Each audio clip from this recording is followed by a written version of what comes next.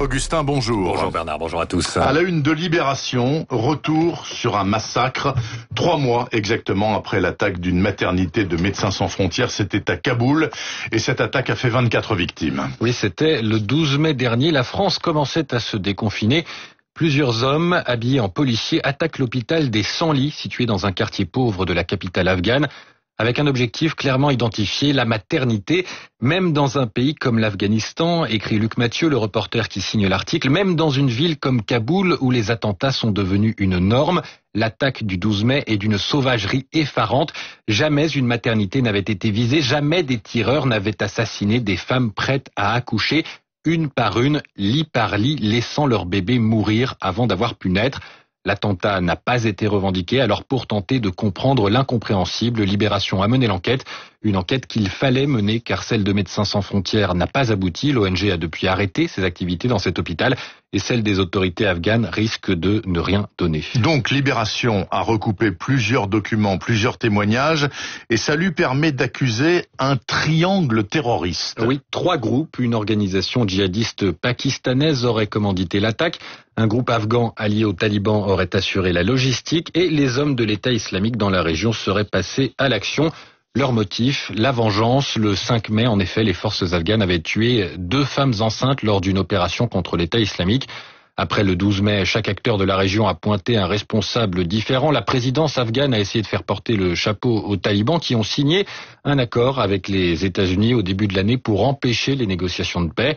La situation est résumée en quelques mots dans l'éditorial qui introduit ce long reportage qu'il faut lire donc dans Libération ce matin.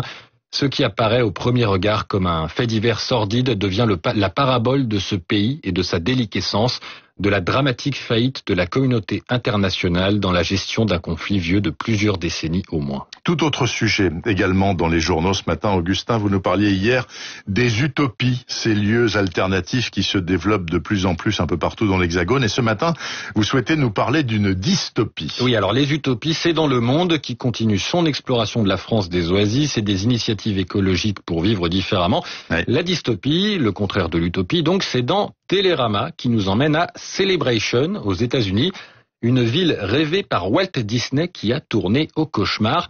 Le projet d'origine se voulait pourtant à la fois utopique et avant-gardiste. Dès les années 60, le père de Mickey, passionné d'urbanisme, cherche à transposer dans la vraie vie la féerie de l'univers Disney, a créé une communauté à taille humaine en réaction à la prolifération des banlieues industrialisées. Disney meurt avant sa réalisation et il faut attendre 1996 pour que l'entreprise qui porte son nom inaugure cette cité radieuse en Floride. Coquet, presque irréel, le centre-ville de Celebration évoque un décor de cinéma. Des enseignes à l'ancienne, des trottoirs immaculés, une grande rue bordée de palmiers et de bâtiments couleur pêche et rose débouchant sur un lac artificiel. Disney organise des activités, parades pour la fête nationale, fausse neige avant Noël, on est en Floride. Mais pour vivre au paradis, il y a quelques contraintes, de la couleur des façades à la hauteur du gazon, la compagnie a instauré des règles strictes. Interdiction de garer des vélos devant les maisons, les rideaux donnant sur l'extérieur doivent être blancs, les nains de jardin sont proscrits. Le comble pour une entreprise dont le premier long métrage était Blanche-Neige et les 7 nains. Alors pour les détracteurs de cette cité, c'est une cité de carton-pâte, un village Potemkin, le refuge d'une Amérique frileuse et réactionnaire qui refuserait de se confronter aux réalités du monde. Écoutez, je découvre l'existence de Celebration, dont la situation a fini par déraper. Comment précisément ? Eh bien, petit à petit, les plus pauvres et les minorités ethniques ont été poussés dehors, phénomène aggravé par la crise financière de 2008. Il y a même eu, attention, chose inimaginable dans l'esprit des habitants, des faits divers, un enseignant étranglé, un suicide et même un quadruple meurtre au début de l'année. Mais surtout, Disney a vendu une partie de la ville à un fonds d'investissement. Et oui, car il ne s'agit pas d'une municipalité classique, pas de maire, mais un directeur exécutif qui n'hésite pas à laisser se délabrer les parties communes des immeubles, ceux qui ne se voient pas de l'extérieur où tout est rutilant. Et devant les éboueurs, l'habitante avec qui discute le reporter de Télérama baisse la voix. Difficile en effet de parler des sujets qui fâchent devant des employés susceptibles de rapporter au patron les propos entendus dans la rue. Flotte une ambiance teintée de suspicion digne de la série Le Prisonnier dans cette micro-société où la contestation peut être mal perçue, y compris parfois par les habitants eux-mêmes. Certains sont venus vivre une vie de parc d'attractions, explique cette habitante, et ne veulent pas qu'on crève leur bulle de bonheur. Ils ne se rendent pas compte que si on ne lutte pas, nous allons perdre notre centre-ville.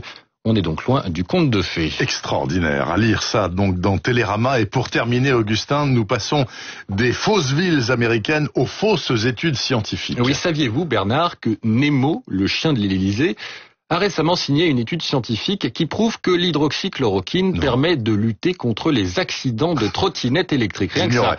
Alors oui, ça peut paraître farfelu, mais ça a été publié dans une revue, The Asian Journal of Medicine and Health, le journal asiatique de la médecine et de la santé. Parmi les expériences de Nemo et des autres chercheurs qui signent cette étude, inviter les volontaires à descendre en trottinette une pente à 45 degrés se finissant par un mur de briques aussi vite que possible. Alors il s'agit évidemment d'un canular raconté par La Croix et Le Figaro.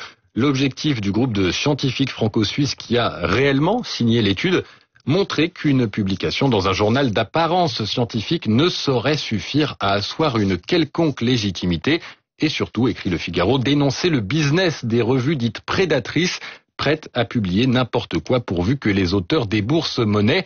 Car une revue sérieuse fait relire les études par d'autres scientifiques. Ici, tout est tellement aberrant qu'on ne l'imagine pas passer le cap de la relecture, même distraite.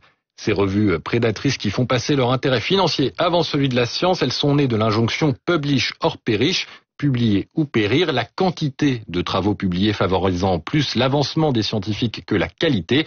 Il faut donc se méfier des apparences et si votre médecin donne la patte, fait le beau ou consulte à l'Élysée, il s'agit sans doute d'une supercherie. Merci beaucoup. Excellente revue de presse d'Augustin Lefebvre chaque matin sur Radio Classique et donc demain aussi. À demain Augustin, passez une très bonne journée. Il est 8h39 exactement. Les esprits libres, prochaine séquence de cette matinale d'information sur Radio Classique avec Guylaine Ottenheimer et Laurent Saïm. C'est juste après ceci.